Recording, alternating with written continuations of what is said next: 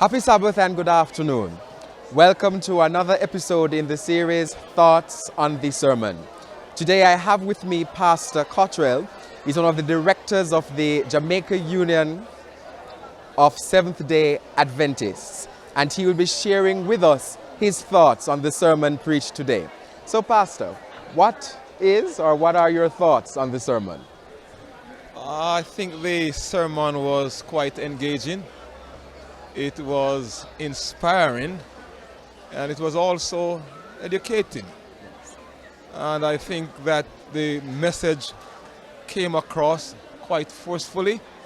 We were able to understand what was being said, and I think the pastor or the preacher kept the congregation along with him. So by and large, I think it was a dynamic, spirit-filled sermon that will help all of us, I think, to understand in a better way what it really means to experience God's amazing grace. Thank you. And secondly, how or what aspects of the sermon today can we take and apply to young people? I think that the area that when he mentioned about the running father, who was willing to just run towards his son and to embrace him and to accept him in spite of all the things that he did contrary to the father's will. And I think that is something good that young people can take away. We have a loving God who is running towards us, notwithstanding our unfaithfulness and what we might have been through or what we are engaged in as young people. The running Father is there willing to embrace us and to accept us. And I think that every young person could, fit in with this aspect of the sermon. Well said. Thank you so much, Pastor. Do enjoy the rest of your day. Thank you, sir. Okay, we also have Sister Elaine Brown, and she too will be expressing her thoughts on the sermon presented today. Or tell us, what were your thoughts on the sermon preached today? Well, it reinforces to me just how much Christ loves me and all of us as people, that he would have tried so hard to reach out to us, to save us.